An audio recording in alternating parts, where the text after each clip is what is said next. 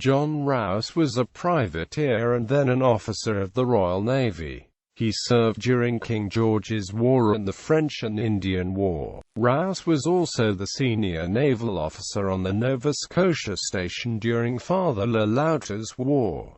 Family and early life. Rous was born in Charlestown, Middlesex, Massachusetts on the 21st of May 1702, to William Rous and Mary Ann Acute Peachy. King George's War. He became a privateer during King George's War, part of the War of the Austrian Succession carried out in the North American colonies of Britain and France. He appears to have been in the Navy in April and May 1740, serving as master's mate aboard the 50-gun HMS Ruby. On the ship Young Eagle, he made raids on the French fishing fleets and ports on the north shore of Newfoundland. He went on to command his own privateer ship, the 20-gun Snow Shirley, serving as second-in-command of the New England naval forces at the Siege of Louisbourg in 1745. On the 19th of May 1745 he came to the assistance of HMS Mermaid, which was engaged with the 64-gun French Vigilante. He was the first to render assistance, and the French ship was duly captured. Rous was rewarded for his efforts by Rear Admiral Sir Peter Warren, who ordered Vigilante be purchased for the Navy, and appointed Rous third lieutenant of her on the 22nd of June 1745.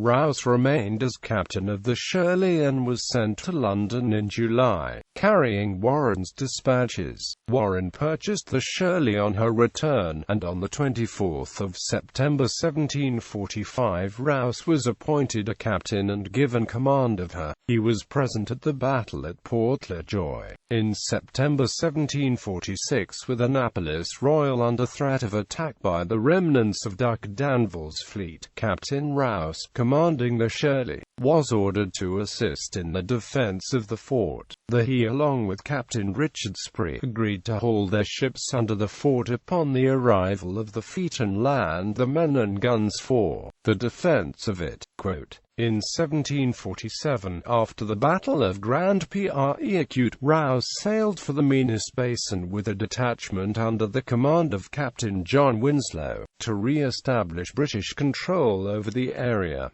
The Shirley was paid off in June 1747, and on the 7th of May 1749 he took over the 14-gun HMS Albany. Father Loutre's War. Rous was also the senior naval officer on the Nova Scotia station during Father Loutre's War. The main officer under his command was Sylvanus Cobb. He made a significant contribution to the preservation of Halifax and the defeat of the French, Acadian and Mi'kmaq resistance. He commanded the Albany. As the Admiralty did not provide effective naval forces for the defense of Nova Scotia, Rous improvised to establish and protect the new British settlements at Halifax, Lunenburg, and Lawrencetown. He also worked to protect the long-established British settlements at Canso and Annapolis Royal, as well as the new British forts in the Acadian communities of Grand Pre, Pisiquid and Chignecto. Under his command were 3 14-gun sloops of the Royal Navy, the occasional man-of-war from England, and several New England coasting vessels.